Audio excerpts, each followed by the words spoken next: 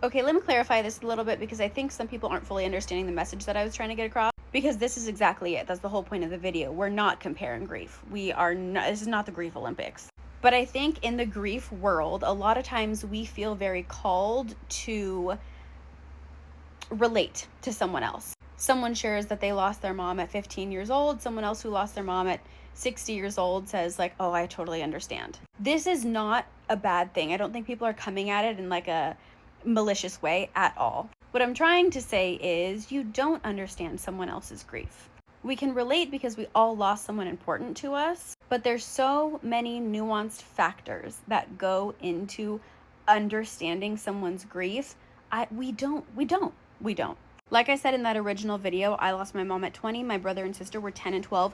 I am never going to understand their grief. That does not make their grief bigger than mine. It does not make their grief worse than mine. It just makes it different, and different is okay. Different is normal. The same way I'm not going to understand the grief of someone who lost their mom at 80 years old when their mom was in their late 90s or even in the early hundreds. That pain of losing someone that you've spent a whole life with is something I can't even imagine. It's psychologically different, losing someone at a different age. We can say all we want that age does not play into grief, but it does. A 5-year-old isn't going to fully comprehend psychologically what losing a parent is because they don't understand grief the way someone in their 40s would. So, what I'm trying to get across is if someone expresses to you that they have lost someone important to them, there's so many different ways that we can approach it that might feel more comforting than saying, I understand what you're going through.